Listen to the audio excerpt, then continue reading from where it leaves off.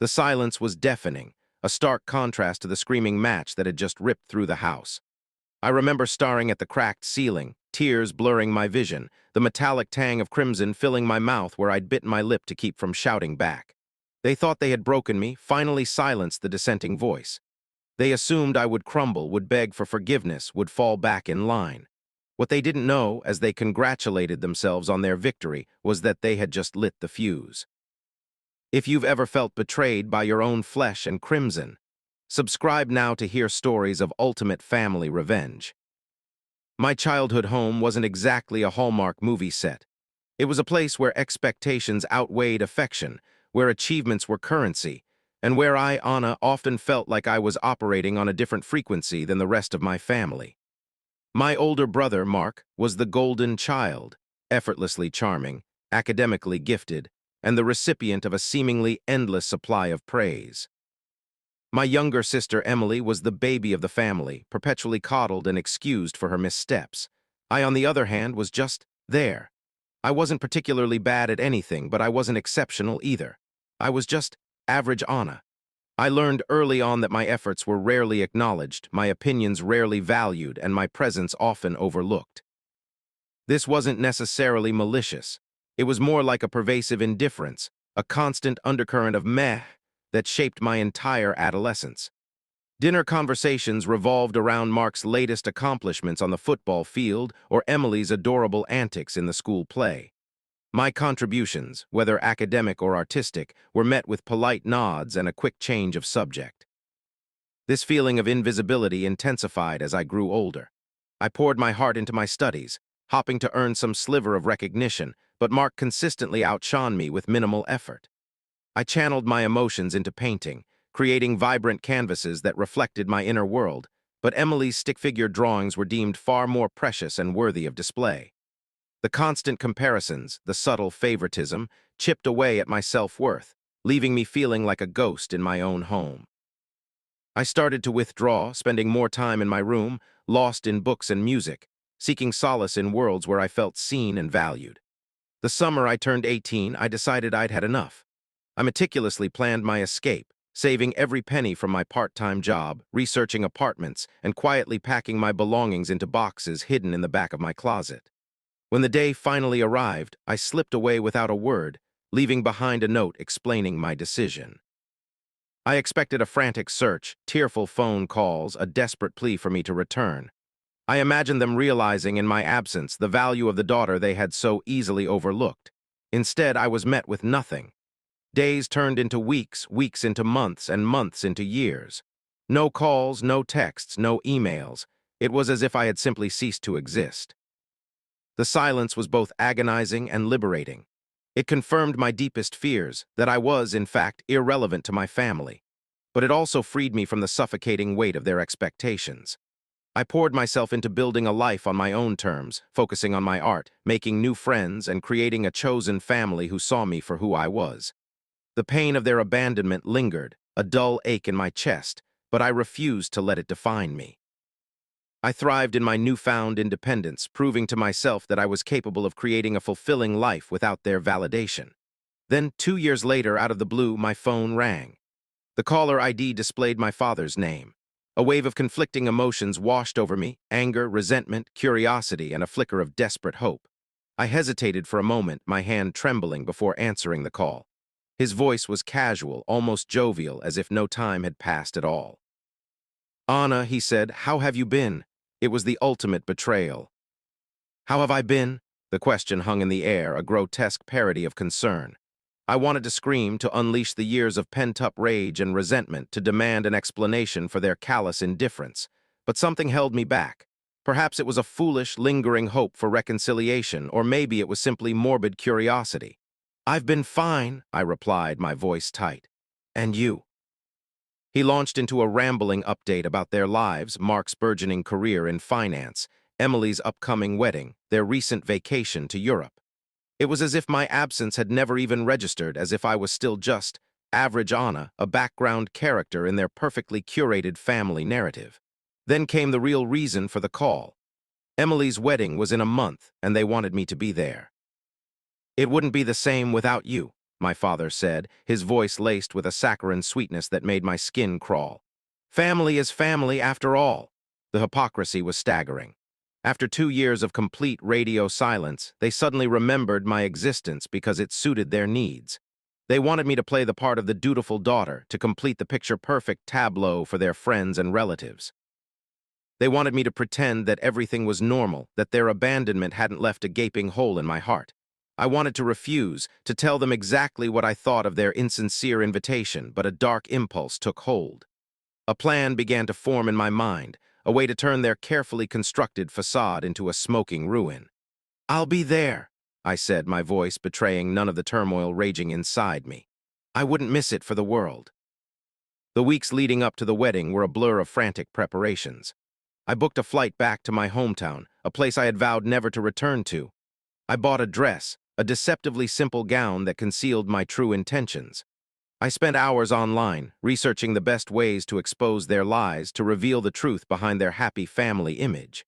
Sleepless nights were spent replaying old memories, dissecting every slight, every injustice, fueling the fire of my resentment. The weight of my anger was a physical burden, a constant ache in my chest that threatened to consume me. I considered backing out countless times, succumbing to the fear that I was making a terrible mistake. But then I would remember the years of neglect, the sting of their indifference, and the burning desire for revenge would resurface, stronger than ever. I confided in none of my friends, fearing that they would try to talk me out of it.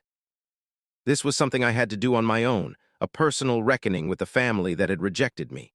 The closer I got to the wedding date, the more detached I became, as if I was watching my own life unfold from a distance. I rehearsed my plan meticulously, anticipating every possible outcome, preparing myself for the inevitable fallout. I knew that my actions would have consequences, that I would likely burn bridges beyond repair.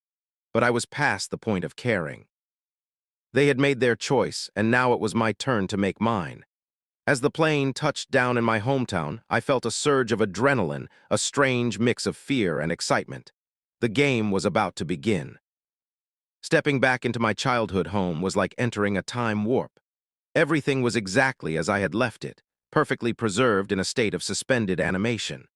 The same floral wallpaper adorned the living room walls, the same family portraits hung on the staircase, the same scent of potpourri permeated the air.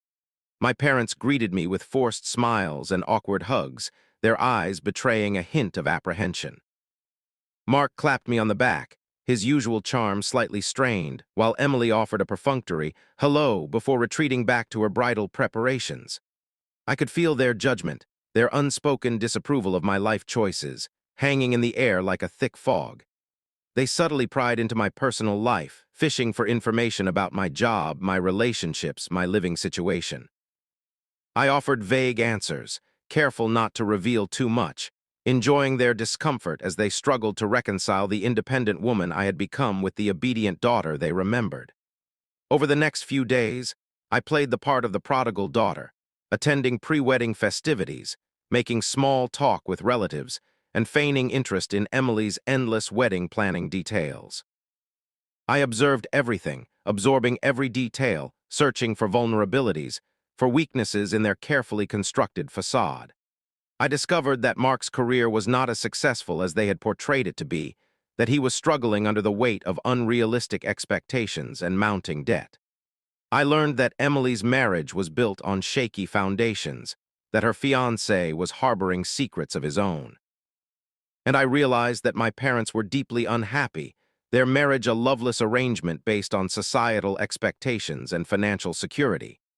The more I learned, the more determined I became to expose their lies, to shatter their illusions, to reveal the truth that they had so desperately tried to conceal.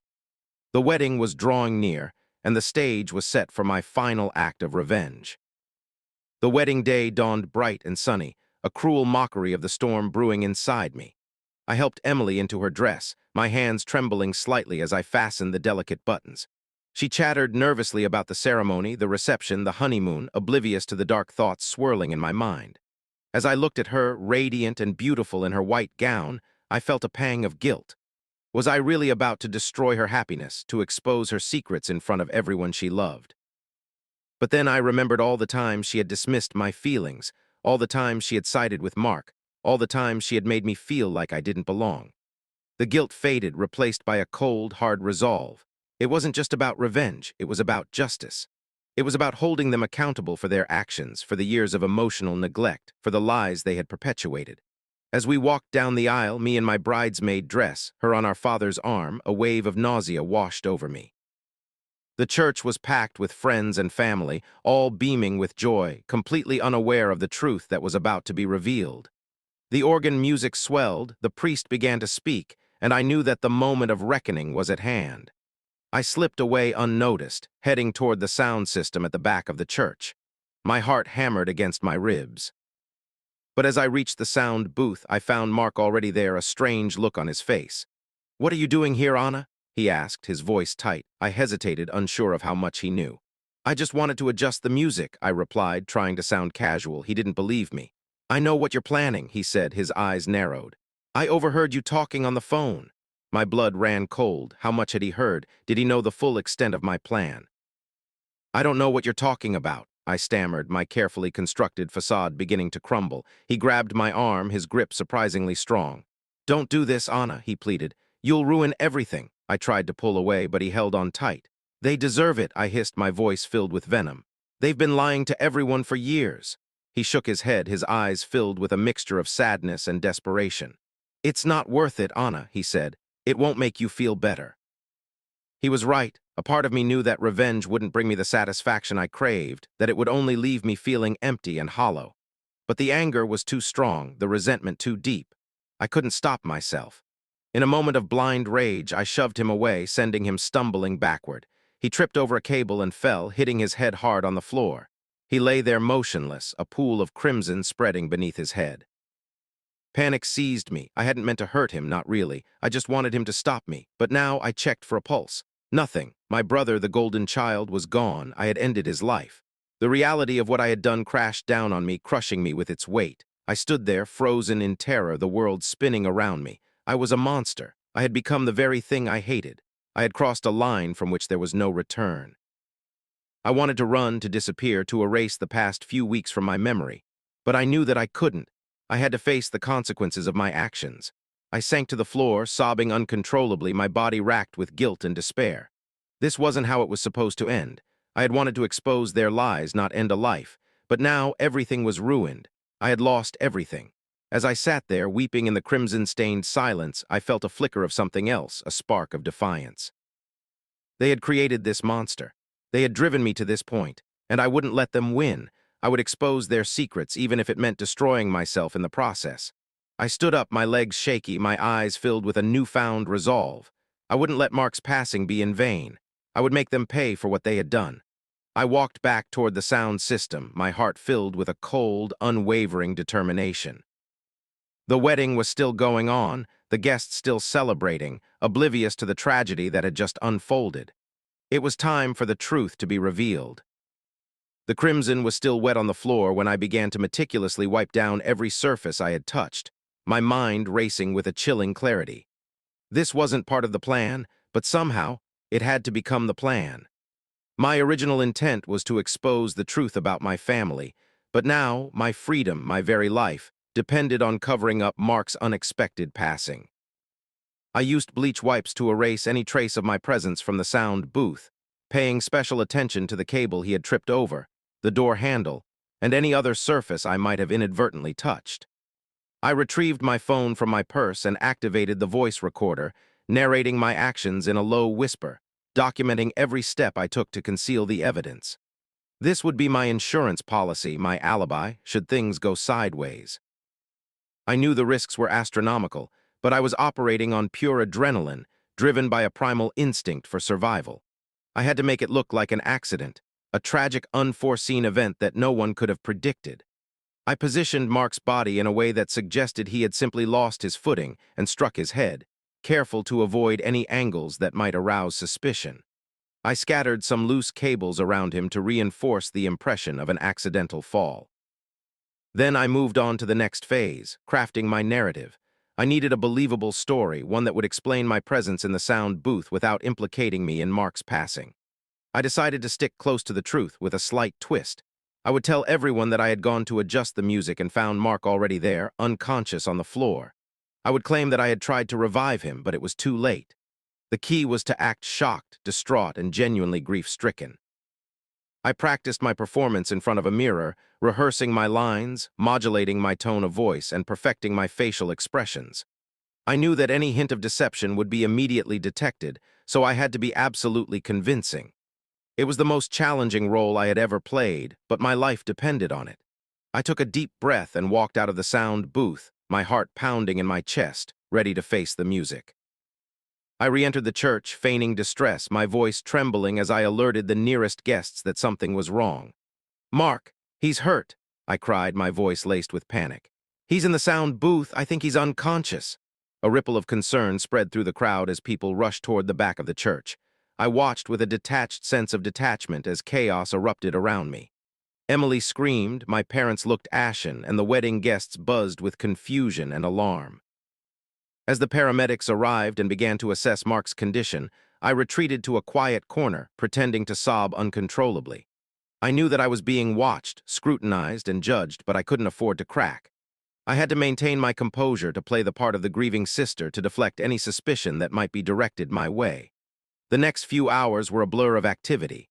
The wedding was called off, the guests were dismissed, and the church was transformed into a crime scene. The police arrived and began their investigation, questioning everyone who had been in the vicinity of the sound booth. When it was my turn to speak, I recounted my carefully rehearsed story, emphasizing my shock and helplessness, omitting any mention of our argument or my true intentions. I even shed a few tears, summoning genuine grief for the brother I had lost, despite everything that had happened between us. The police seemed satisfied with my explanation, but I knew that they weren't entirely convinced. They asked me to come down to the station for further questioning, and I reluctantly agreed. At the station, I was subjected to hours of interrogation, my every word, every gesture, every facial expression analyzed and scrutinized. They asked me about my relationship with Mark, about my feelings toward my family, about my plans for the future. I answered their questions truthfully, as far as it was safe to do so, carefully avoiding any topics that might incriminate me. I even volunteered to take a lie detector test, confident that I could pass it with my carefully constructed narrative. After what felt like an eternity, the police finally released me, warning me that I was still a person of interest and that I should remain in town until the investigation was complete. I returned to my parents' house, feeling drained and exhausted, but also relieved that I had managed to evade suspicion, at least for now. But the nightmare was far from over. I knew that the police would continue to investigate Mark's passing, and I couldn't shake the feeling that they were closing in on me. I had to find a way to protect myself, to ensure that my secret remained buried. I decided to take matters into my own hands, to conduct my own investigation, to uncover any evidence that might exonerate me and implicate someone else. I started by discreetly searching Mark's apartment, looking for any clues that might shed light on his life, his relationships, and his secrets. I discovered that he had been heavily in debt, gambling away large sums of money, and that he had been having an affair with a married woman. These revelations gave me a glimmer of hope, a possible alternative explanation for his passing. Perhaps he had been involved with dangerous people, people who had wanted him silenced. Or perhaps his lover's husband had found out about the affair and sought revenge. I gathered as much evidence as I could find, taking photos of his financial records, copying his email correspondence, and recording his phone calls. I knew that I was playing a dangerous game, but I was determined to protect myself, even if it meant exposing Mark's dark secrets. As I delved deeper into Mark's life, I began to uncover a web of deceit and betrayal that extended far beyond his financial troubles and extramarital affairs. I discovered that he had been involved in a shady business deal with a local businessman, a deal that had gone sour and left several people financially ruined. I also learned that he had been leaking confidential information from his company to a competitor, putting his colleagues' jobs at risk. The more I discovered, the more I realized that Mark was not the golden child everyone believed him to be. He was a flawed, complex, and deeply troubled individual, capable of great cruelty and deception. This realization didn't excuse my actions, But it did give me a sense of perspective, a reminder that everyone has their secrets, their flaws, and their vulnerabilities. I compiled all the evidence I had gathered and presented it to the police, suggesting that Mark's passing might have been the result of foul play connected to his business dealings or his personal relationships. The police seemed intrigued by my findings, and they promised to investigate further.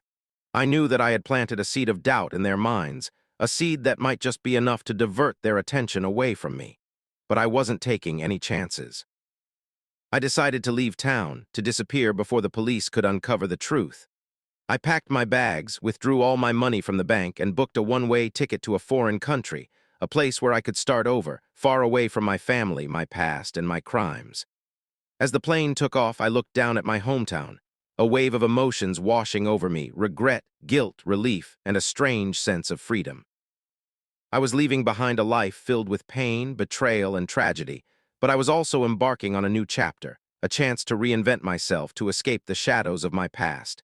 I knew that I could never truly escape the guilt of what I had done, but I was determined to make the most of my new life, to honor Mark's memory by living a life of purpose, integrity, and compassion. The revenge was over. The cover-up was over. A new phase was beginning. The faces of strangers blurred past the airplane window, but my mind was stuck back in that crimson-stained sound booth. Freedom felt like a lie. I could run, but the truth was a shadow always behind me. Then a breakthrough. Reviewing the files I'd copied from Mark's computer, I found it, a hidden folder, password protected. It took days, but I cracked it. Inside were documents detailing a scheme far bigger than I imagined. Mark and Emily, working together, had been siphoning money from our parents' business for years, leaving them on the brink of ruin. The wedding was a smokescreen, a way to solidify their image before disappearing with the stolen funds. My blood ran cold. This wasn't just about petty theft, it was calculated destruction. And suddenly, Mark's passing, it clicked. Emily knew. She must have found out he was planning to double-cross her, to take all the money and run. That argument I'd overheard wasn't about wedding flowers, it was about millions of dollars and shattered trust. Emily had the most to gain from Mark's accident. The rage that had been simmering inside me for years finally reached a boiling point. This wasn't just about revenge for me, it was about protecting my parents, saving them from financial ruin. I had to go back, but not as a fugitive. I needed leverage, undeniable proof of Emily's guilt. I used to burn her phone to contact a private investigator, feeding him just enough information to pique his interest, promising a substantial reward for uncovering the truth about Mark and Emily's financial dealings. While he dug into their accounts, I focused on Emily, studying her every move, her every interaction. She was surprisingly composed, playing the grieving widow to perfection.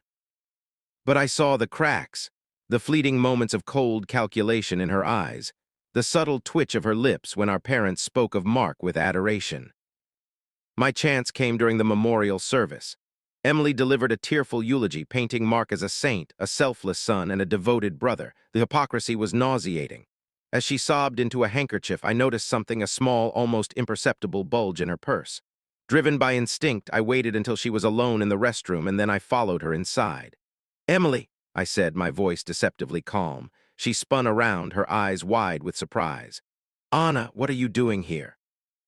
"Just wanted to offer my condolences," I said, stepping closer. "You seem to be taking Mark's loss remarkably well." Her eyes hardened. "How dare you?" she hissed. "I'm devastated." "Really?" I said, my gaze fixed on her purse. "Then why don't you show me what you're hiding?" She clutched her purse tighter. "I don't know what you're talking about." "Oh, I think you do," I said, my voice rising. "I know about the money, Emily. I know about the scheme, and I know that you were the last person to see Mark alive." She paled, her carefully constructed facade crumbling before my eyes. "You can't prove anything," she stammered. "I don't have to," I said, reaching into my own purse. "I have something much better." I pulled out my phone and pressed play. The sound of Emily's voice filled the room, her words laced with anger and desperation. It was a recording of her argument with Mark, the one I had accidentally captured on my phone weeks before. "I'm not going to let you take everything, Mark. We planned this together. I deserve half. You're getting greedy, Emily. I'm calling the shots now. If I can't have it, neither can you." Emily lunged at me, her eyes filled with a murderous rage. "Give me that phone," she screamed. I dodged her, backing away toward the door. "It's over, Emily," I said. "I'm going to the police." "You won't get away with this," she snarled, her voice dripping with venom. I'll make sure you pay for this, Anna. You and our parents. That's when I sprung the trap. The private investigator, alerted by a prearranged text message, burst through the door, followed by two uniformed officers. Emily's face contorted in a mixture of shock and terror. As they dragged her away, kicking and screaming, she locked eyes with me. "This isn't over, Anna," she shrieked. "I'll get out, and when I do, you're dead." I just smiled. It was checkmate, but this wasn't the end. It was only the beginning. I knew she would try to retaliate. I had to be ready. I had to be waiting. The courtroom was packed, a sea of faces all turned toward Emily. The evidence was overwhelming. The recording, the financial records uncovered by the investigator, the testimonies of former business partners she and Mark had swindled. Emily, once so composed, now sat hunched over, her expensive suit rumpled, her face pale and drawn. When the verdict was read, guilty on all counts, a collective gasp filled the room. Emily's carefully constructed world shattered. Her eyes darted around, searching for a friendly face, but found only condemnation and disgust. Our parents sat in the front row, their faces etched with a mixture of grief, anger, and disbelief.